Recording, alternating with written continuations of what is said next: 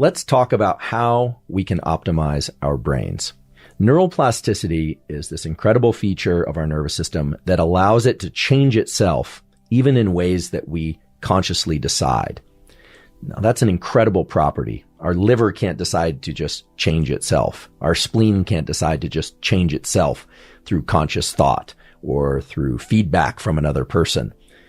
The cells in those tissues can make changes, sure, but it's our nervous system that harbors this incredible ability to direct its own changes in ways that we believe or we're told will serve us better.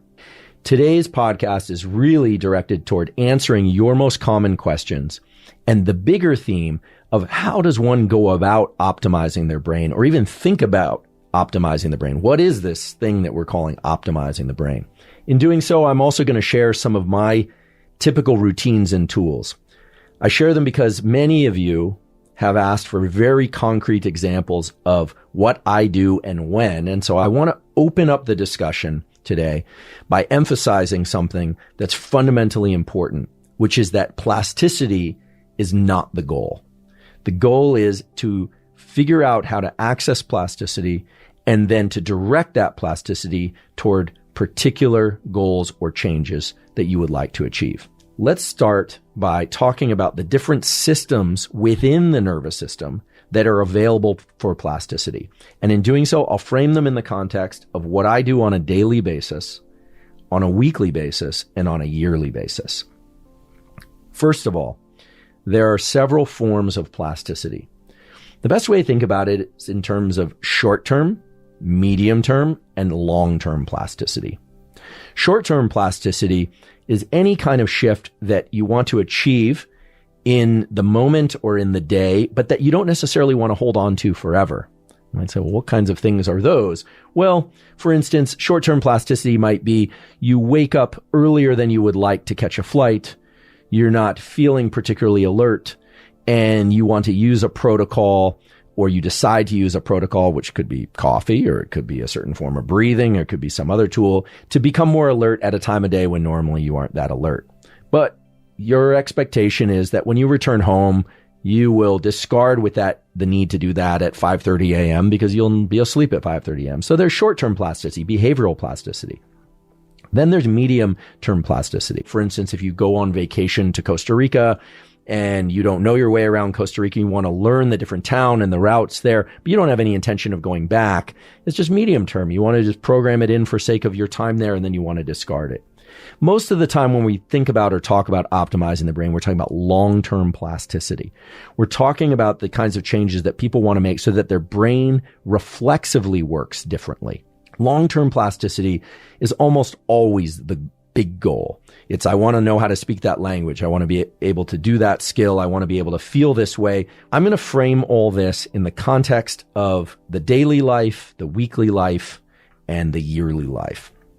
And that's because neuroplasticity and optimizing your brain rides on a deeper foundation of this thing that governs plasticity, and in fact governs all our life, called autonomic arousal, which is that we're asleep for part of the 24-hour cycle and we are awake almost always. I've said it before, but I'll say it again. The trigger for plasticity and learning occurs during high focus, high alertness states, not while you're asleep.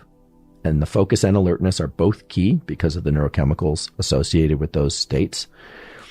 But the actual rewiring and the reconfiguration of the brain connections happens during non-sleep deep rest and deep sleep. So you trigger the change, and in sleep you get the change. So some of the things that we'll talk about today about optimizing the brain are centered around not sleep, but around the autonomic arousal system. We have this system of neurons in our brain and body that's just incredible, that wake us up and make us alert. And when we're not accessing that system well, we cannot access plasticity. We cannot optimize our brain. Likewise, if we cannot sleep well and we can't rest well, we will not access plasticity and rewire our brain, because that's when the actual configuration between the connections occurs.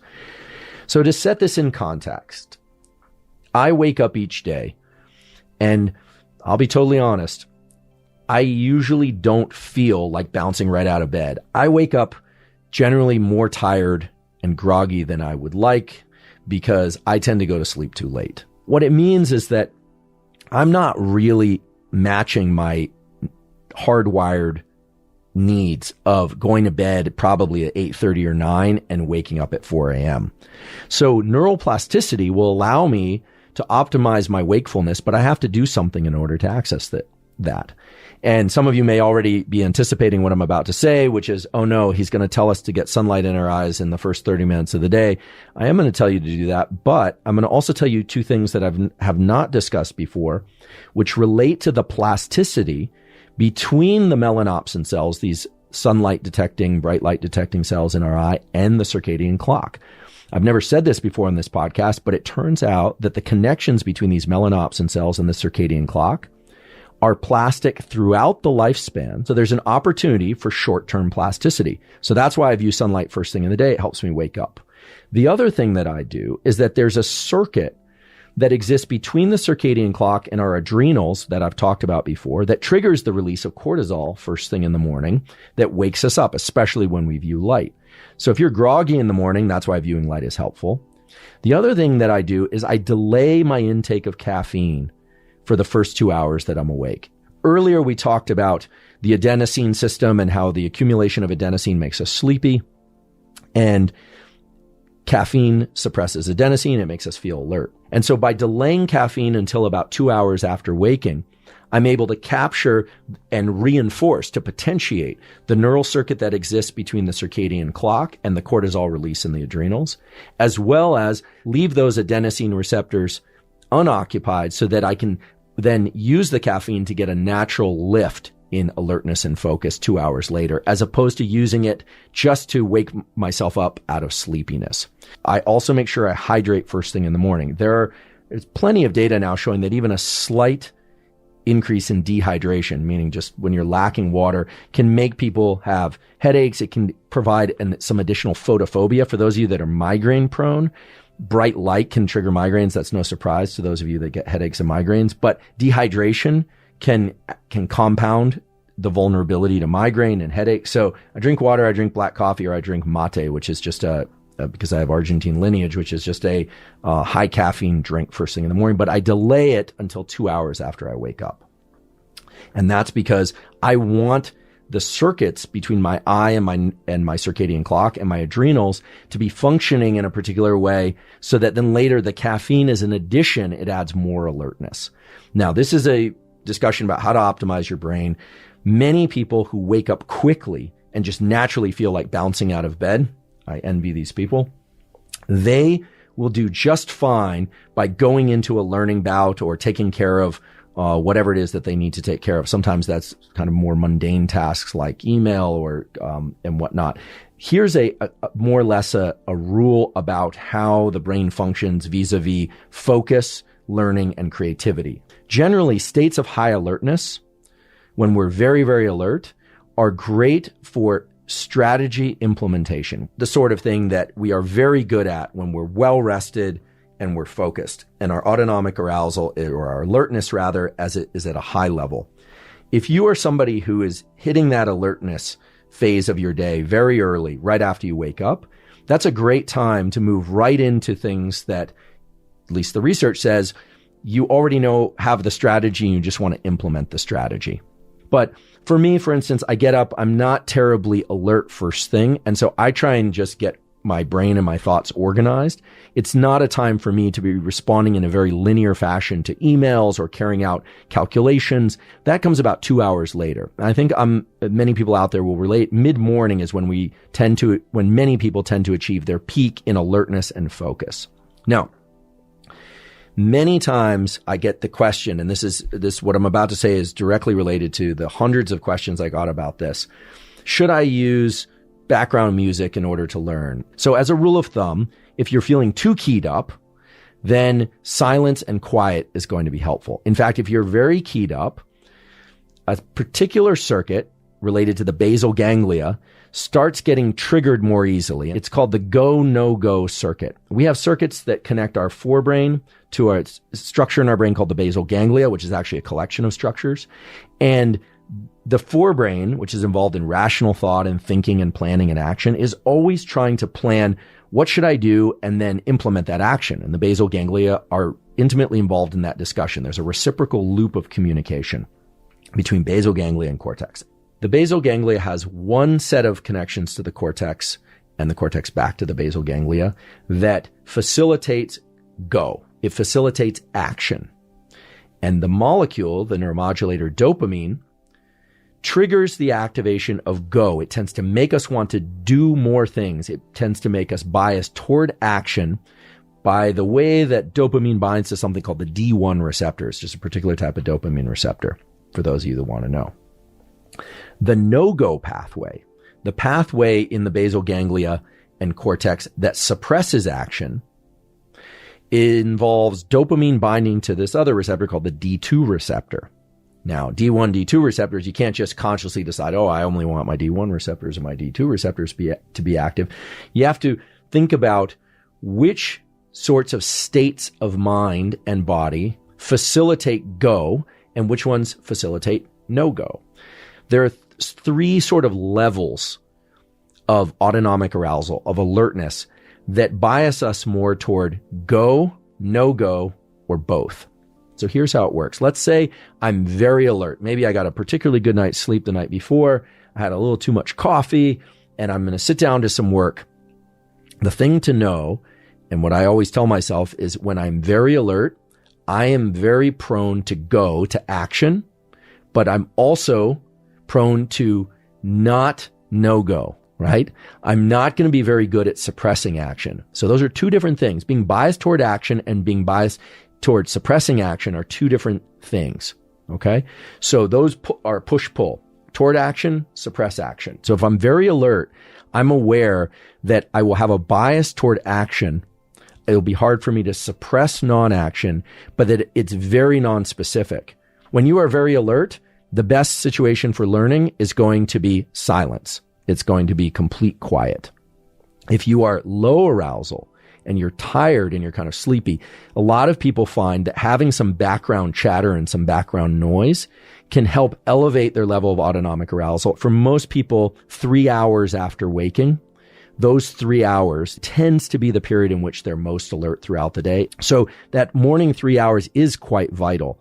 Now, many of you might ask about exercise and when to exercise. In terms of rising body temperatures, and matching body temperature to mental alertness, etc., it's pretty clear that exercising early in the day not only biases us towards waking up earlier, but that it also triggers the release of things like epinephrine and other neuromodulators that lend itself to a situation where we have heightened levels of arousal and mental acuity in the late morning and even into the afternoon. Now, this can be very good because if you want to restrict most of your focused learning to the early part of the day, exercising early in the day does set a neurochemical context or milieu for go. It tends to trigger activation of the go pathway. And so for those of you like myself who have a hard time kind of engaging and getting into action early in the day, early morning exercise within an hour of waking, and certainly no later than 3 hours after waking, will give you, quote unquote, more energy throughout the day. So in kind of reviewing what I've said up until now, I do the morning light thing. I delay my caffeine 2 hours after waking, and then I generally try and get exercise in the first hour, or ideally within the first 3 hours of waking up. And then I'll move into a focused learning bout. If I find that I'm too alert, and then I generally will tend to eat and kind of bring down my level of alertness and will continue working. I typically eat my first meal right around midday, whether or not I've exercised or not. In general, I rely on a low carbohydrate meal. I'll eat meat or salad or some variation of that, and nuts and fats and things like that because of the choline content for focus. I'm just going to continue to march through my day. And this is, of course, what I experience. Some people are quite different. But what I find is around 2 or 3 p.m., I start getting a little groggy, a little bit sleepy. I will tend to shift my work from work that requires a lot of duration path outcome, really careful analysis and activation of the no-go pathway. Around early afternoon, I find I can do kind of typical, more mundane tasks because those tasks require less cognitive load, and they can be done more or less in and out of sequence. I can answer a couple email here, maybe answer that email there. And then typically around 4 p.m. or so, I do two things. One is I make sure I hydrate, and then I always do a non-sleep deep rest protocol sometime in the afternoon. This is sometimes a 10-minute yoga nidra type protocol or a 30-minute yoga nidra type protocol. And I do that because for me, by about 4:30 in the afternoon, I'm capable of doing basically nothing. I personally find it a mistake to, at that point, down a double espresso and charge really hard. It just doesn't work for me. I end up really disrupting my sleep schedule. I end up disrupting a lot of different things. So for me, I do the non-sleep deep rest protocol. I usually emerge from that feeling like I have another whole day second win, like I could just work. And then I'll do a second bout of learning. I'll do some sort of work that either involves linear analysis of something, so maybe numerical work, or I'm trying to learn something. This learning bout is very different than the morning one. This is a work bout or learning bout that's more in the clear, calm, and focus regime because I've come out of this non-sleep deep rest. I'm not ingesting caffeine because I want to make sure that I can sleep later that night really well. And this tends to be more when I do creative type work. Creativity is a very interesting state of mind in which we're taking existing elements, things that we already know, and rearranging them in ways that are novel.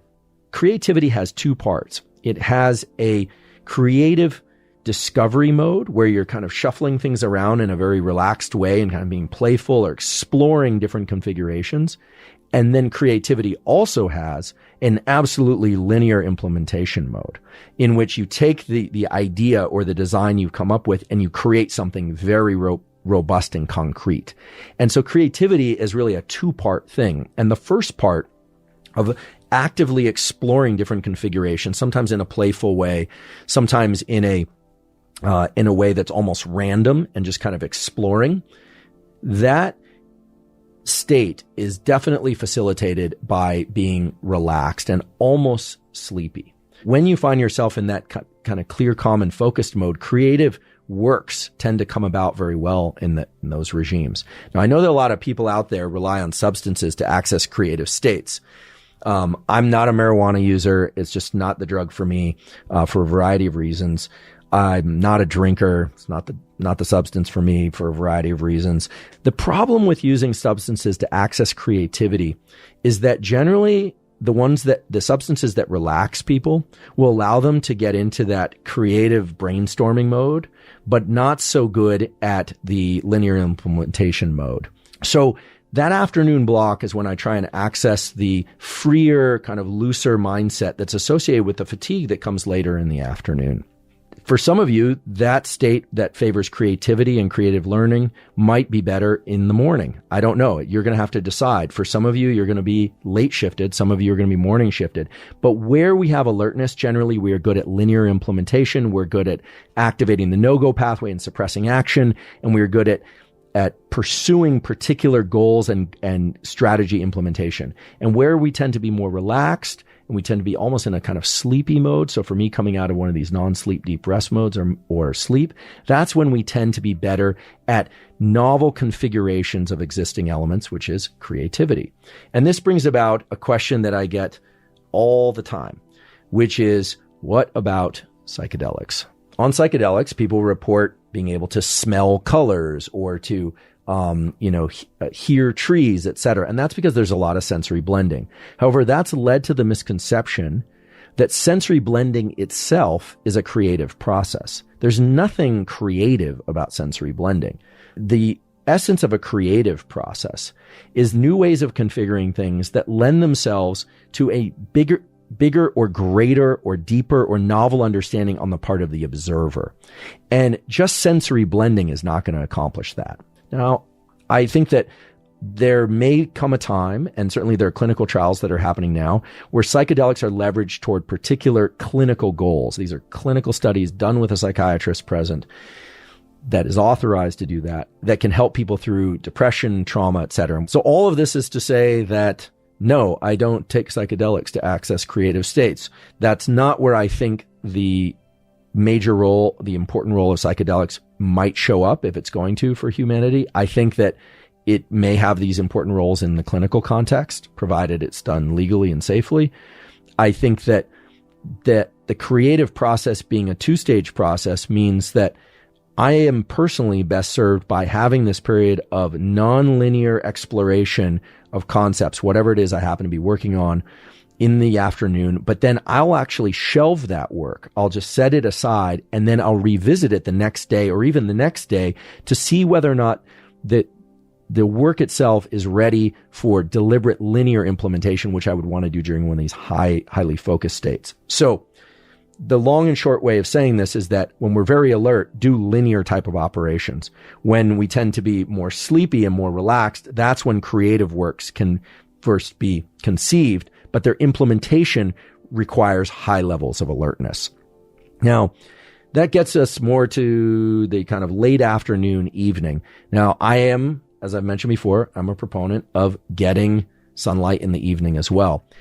By getting light in the evening, it accomplishes two things for me. First of all, it makes sure that I don't get up too early, that I'm not waking up at 3 or 4 in the morning, because it's going to shift my clock. It's going to delay it a little bit. And so this is really important.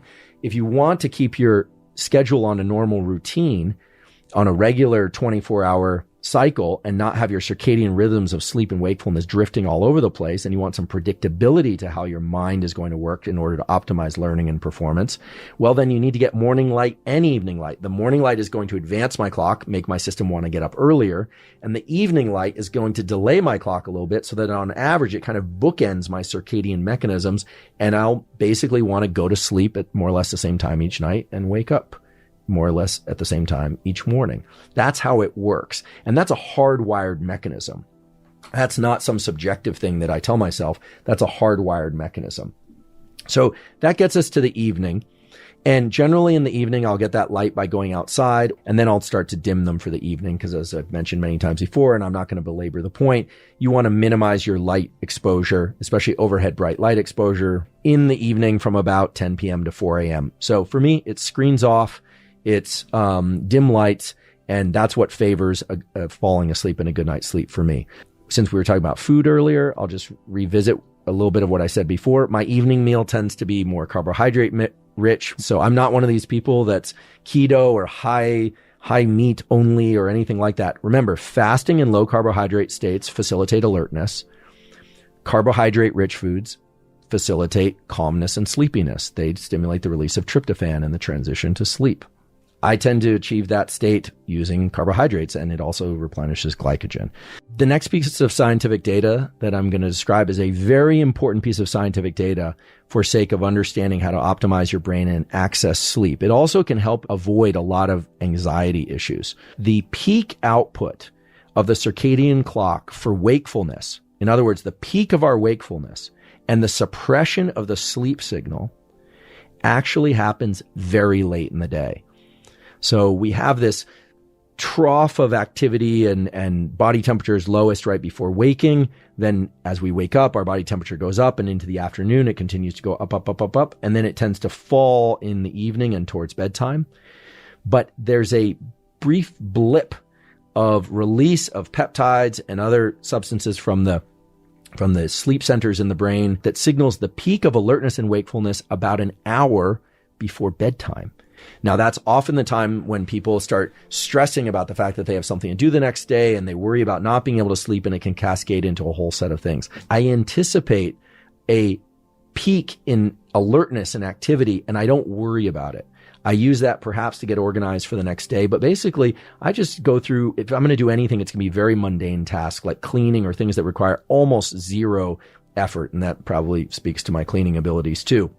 I tend to go to sleep somewhere around 10:30, 11. And if all goes well, I stay asleep for 4 or 5 hours. Typically it's 3 or 4, and then I wake up. What it probably reflects is that the real time, meaning the time that I should go to sleep, is probably closer to 8 o'clock. The word midnight was literally supposed to mean midnight. We were meant to go to sleep and wake up with the setting and rising of the sun. So I think that's the natural pattern, and we've just deviated from it with artificial lights. So waking up at 3 a.m. or 4 a.m. doesn't necessarily mean that there's something screwed up about you. What it likely means is that you were supposed to go to bed much earlier. And because of this asymmetry in the autonomic nervous system, where it's much easier for us to push and to delay our sleep time than it is to accelerate our wake up time. In other words, it's easier to stay up and hang out at the party, even if you don't want to be there, than it is to wake up when you're exhausted and you're fast asleep. Most people are pushing through into the late hours of the evening and night and going to bed much later than they naturally would want to. And so I personally don't want to go to bed at 8 p.m. A lot of good things happen between 8 p.m. and 11 p.m. And so I want to enjoy those, and I push through the evening hours. But as a consequence, I'm running out of melatonin. My melatonin release is basically subsided by about 3 or 4 a.m. And so it makes sense that I would wake up.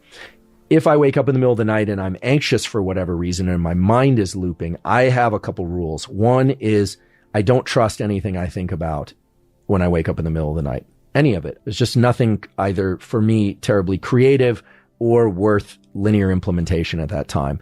But one thing that has been very helpful is to sometimes do one of these non-sleep deep rest protocols as a way to go back into sleep. Those for me have been very useful at helping me turn off kind of looping thinking in the middle of the night and fall back asleep. In reviewing my schedule for you, just as a context for how to implement certain types of tools for optimizing learning, realize that it gives the impression that there's a 90-minute bout of learning and work in the morning and then a 90-minute bout of creative type work in the afternoon, and that's it. There are a lot of hours in between, of course, and I just want to be very clear. Those hours for me are occupied by pretty, not mundane tasks, but things that are kind of random. Those are things like email or attending to Zoom meetings or meeting with colleagues and students and things of that sort. I mentioned those two 90-minute bouts because those are the two 90-minute bouts where I'm trying to expand on the mental capacities that I already have. They're really where I'm trying to stretch and grow what I'm able to do on a regular basis reflexively. And so for many of you out there who are in school or who have family demands or other demands, the key is to slot in those brain optimization segments of about 90 minutes, 1 or 2 or maybe more per day. You're trying to slot those in wherever you can amidst your other obligations and things that you need to do. But you want to do that in an intelligent way that's anchored to your biology. And then you want to do a number of things, which I've talked about today, in order to optimize those sessions to get the most out of them.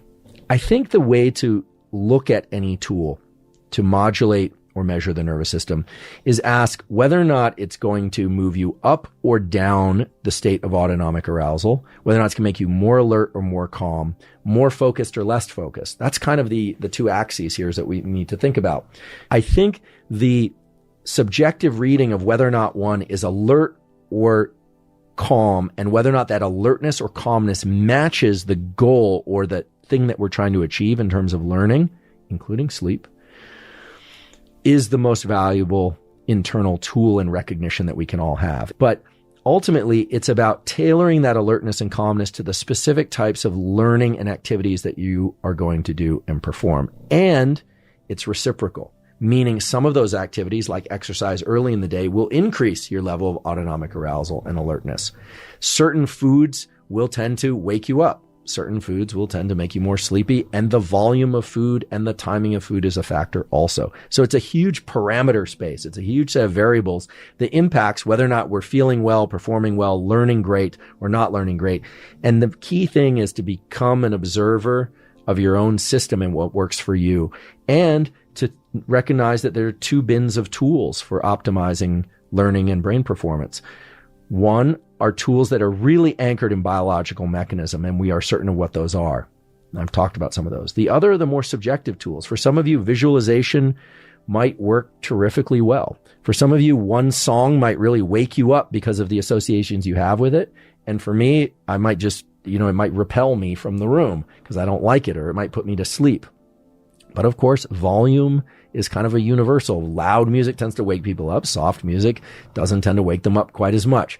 So part of today is really getting you to think about, in a scientific way, in a structured way, about the non-negotiable elements, which are that you're going to have a period of every 24-hour cycle when you tend to be more awake and a period when you tend to be more asleep, and how to leverage those so you're not fighting an uphill battle to wake up when you actually would want to be and should be sleepy, and not trying to go to sleep when you are naturally, going to be most awake. So a lot of it is really anchors back to those core mechanisms of biology. And then you start layering on the different protocols of food and supplementation, et cetera. And I think it's important to recognize that some people are just more go, go, go, go, go, and no go.